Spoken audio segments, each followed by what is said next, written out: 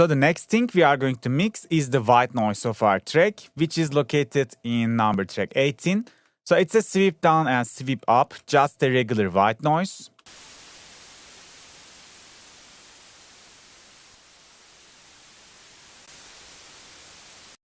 So the first thing I like to do is again like saturate my signal just a little bit so I get more richer, more fuller spectrum response.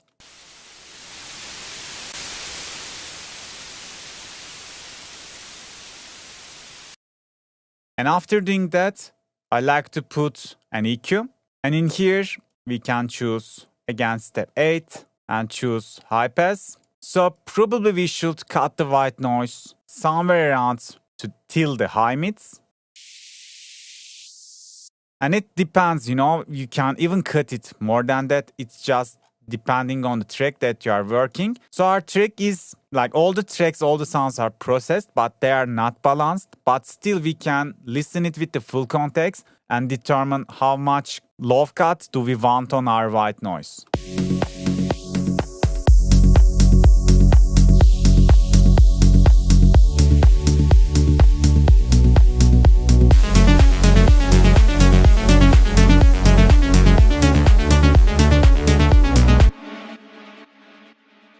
So I'm determining the low cut value by listening it with the rest of the sounds, and I'm checking if the white noise masking several stuff. So if I leave it on somewhere around here, the white noise is really hearable, but then my kick, my bass, probably my drums is going to be masked by the white noise. So to prevent that, I decided to cut it almost till 3K, and I like to go right click the last band. Again, choose step 8. This time I'm gonna choose low pass. And in here, I'm gonna mouse over it and just make a curve like that with just a mouse scroll. And you can do it with the bandwidth located in the bottom. And I like to do a cut somewhere like that. So the reason I'm cutting with a boosted bandwidth is it just tricks the ear.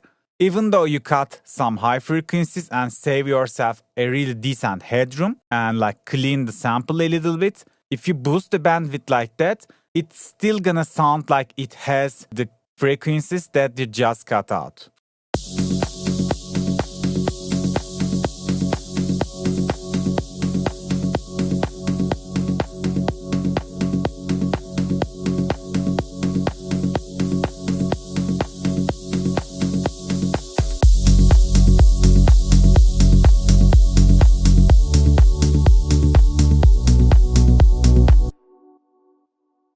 So yeah, I always like to limit the white noise in a really narrow band, and if needed, I like to boost the bandwidth so I get more crisp white noise. Probably we can put some stereo shaper just between the blood overdrive and the EQ. So it actually doesn't matter which place you put it, but yeah, let's put it before the EQ and after the overdrive. Again, that probably won't can affect the outcome. I like to make the Huss effect on the white noise. Let's put it 10 milliseconds, as I always did, or 9.9, doesn't matter, you don't need to be exact. So now I get much more wider sound.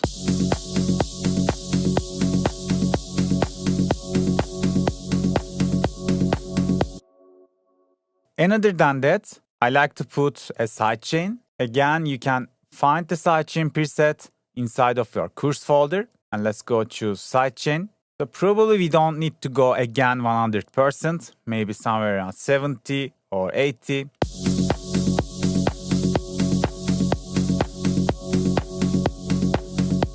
I'm gonna fix its volume. I should lower it, but I don't bother it right now. All I'm thinking is to like process the white noise. And if you realize when we listen somewhere around here, when we have an uplifter kind of white noise, like the sweep up part in here,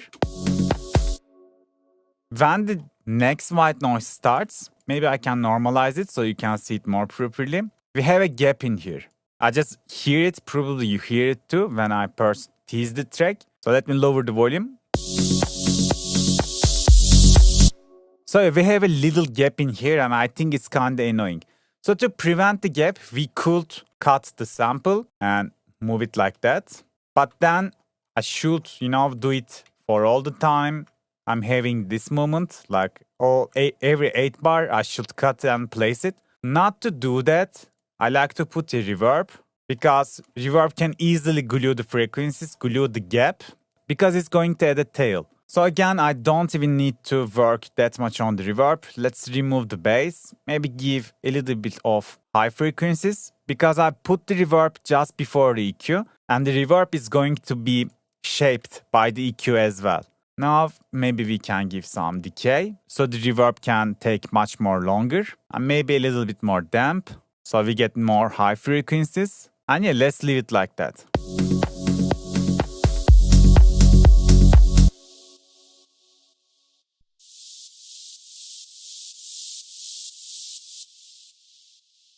Now this little gap is not annoying at all.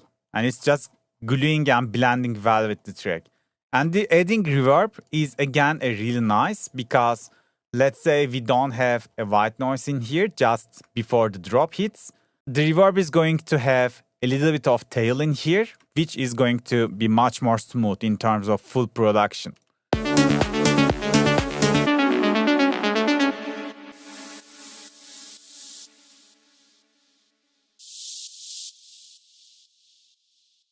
So yeah, with this, we basically mix every element in the track. Other than that, this impacts, probably I can take care only by determining its volume while I'm finalizing and making the final balances for the track in the next section. And yeah, now we can leave it like that and start finalizing and making the final mix down balance for our track.